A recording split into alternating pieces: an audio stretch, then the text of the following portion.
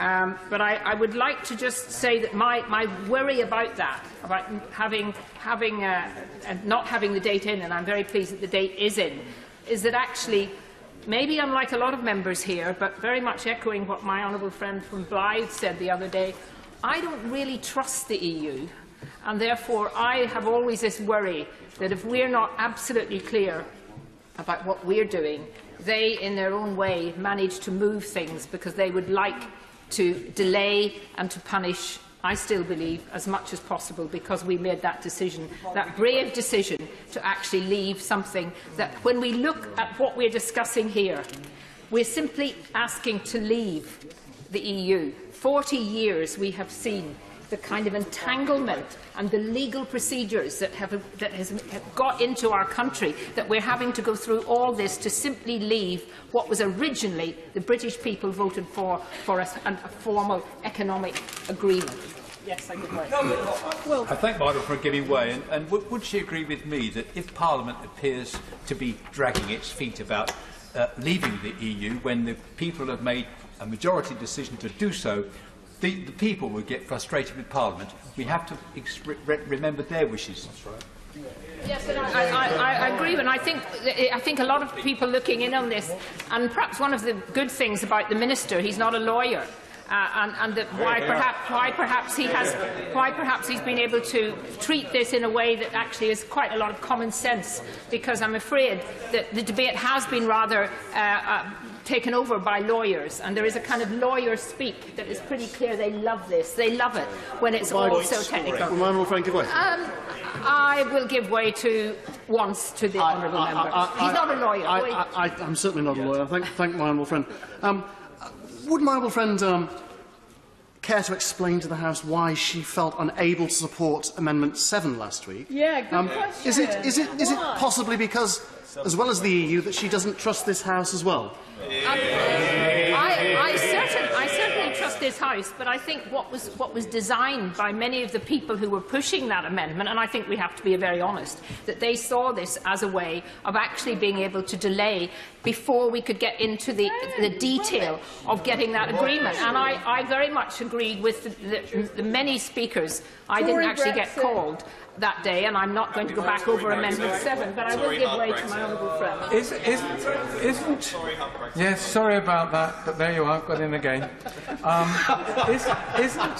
Isn't one of the truths we have to bear in mind, which people on the outside will remember if people wish to deny it inside, that from the very word go, according to the great Guardian record of the European experiment that we've had, that the great fear was we, the British people, could not be told where this journey was taking us, and therefore those of us who actually wanted a date and a time, even a British time, were concerned that large numbers of people throughout our whole history in the European Union have never actually been straight with the British people where this journey was ending.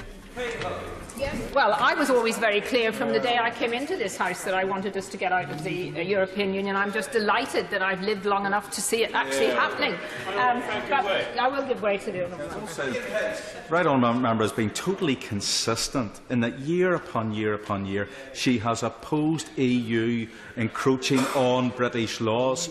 And, however, there's been not a chirp from some of the members recently who supported Clause 7, Amendment 7, who wanted to oppose European encroachment on our sovereignty, but they were very happy to raise some sort of feigned hope about parliamentary sovereignty here.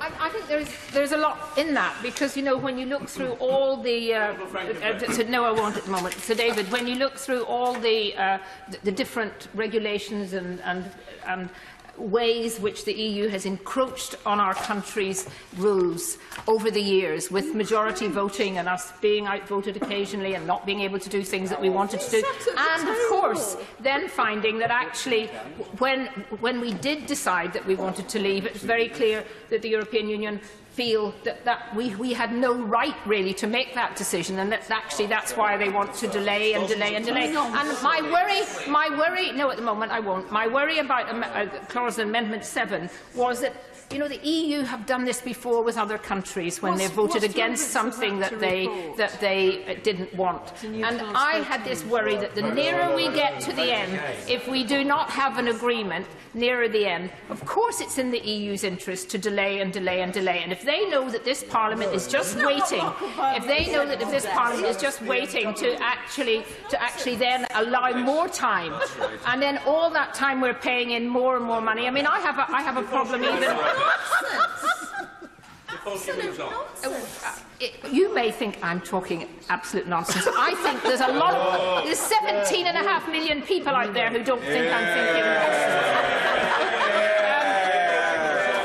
So, David, if I could get back to the reason I really wanted to speak today, I want to oppose new clause 13 in the name of my honourable friend, and I want to explain why I think that we must leave the customs union. And I'm very pleased that our front bench, when they responded, made no remarks about us opposing or supporting new clause 13, and I will certainly be opposing new clause 13 tonight. If we stay in the customs union, now, people voted to leave for all sorts of different reasons, but I can see, I don't need to be told by the honourable member what to do. I've been here quite a long time. Just refuse it.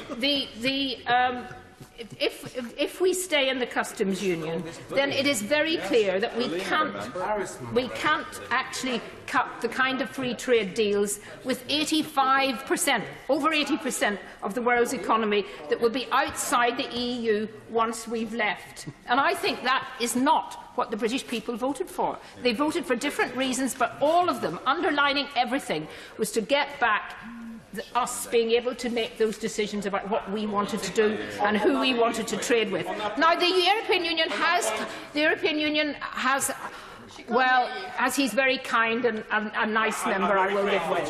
He's got a big port. Does she not understand, though, the significance of the June election, when many of us went to our electorate and the Prime Minister had called for an improved in-her majority? It was reduced. So that was a game changer in many ways. And my constituents, and many of us on this side, increased our majority, including, I think, the honourable member. He read our manifesto on my side this time because it was actually a very readable manifesto, and it was very clear that we had accepted the result of the British people wanting to leave, and that we were going to leave the customs union and the single market. And for once in my life, on these benches, I'm not the rebel. The rebels are here, sitting on my right. I genuinely cannot understand how progressive people who believe in equality and believe in fairness and justice, can actually support. No, I'm not giving way anymore because a lot of people want to speak. Because the reality is that a customs union is actually penalising countless people in some of the world's poorest countries, preventing them from selling their goods in Europe and helping their countries to develop and to mechanise. And this change, we will be able to make our own decisions about how we treat countries, particularly those countries in the Commonwealth, those millions of people who over the years have shown huge loyalty and dedication to this country, and we actually betrayed them. We betrayed them when we joined the common market. Now, many people in this chamber didn't actually have a say in that, but we did. And I believe now that we have the opportunity to pay back. I think that the 80% of the tariffs paid by UK consumers on imports from outside the EU are then sent to Brussels, with British shoppers having to pay more on a range of imports. And there is so much more that we could do, because the UK is the only large country in the European Union that does more trade beyond the EU than within it. We are disproportionately, disproportionately penalised by the common external tariff. So we are actually suffering from being part of the customs union, or it may have helped at a stage. In the future, we have to be looking outwards, we have to be looking globally. And of course we can't sign free trade agreements until we leave. I personally want to see us being able able to sign and actually implement them during that implementation period. And let's not forget that everything that is coming out that the EU is saying that we must do during that implementation period, that is all up for negotiation. And that has to be something that we are very clear about, that we want to be able, during those 2 years, to be able to go ahead and do the things that we left the European Union to do. And I do not believe that we should be completely aligning ourselves with every single bit of dot and comma of the European Union legislation. So I just will finish by saying that what has upset me, I think, most in all of this debate, and a lot of it's come from my own side, but from the other side as well, is the kind of negativity about this whole issue, a negativity about our country, that somehow we are such an unimportant small country that by leaving the European Union it is going to kind of destroy us for the rest of our lives and our country's economic future. That is just so wrong. And I just believe that if we had some more optimism, if we look at the EU during its existence, it's shown real contempt for national parliaments and their political activity. It's shown real contempt for the electorates. It's shown real contempt, for example, the forcing of the Greek Prime Minister out of his job, the treatment of Ireland in terms of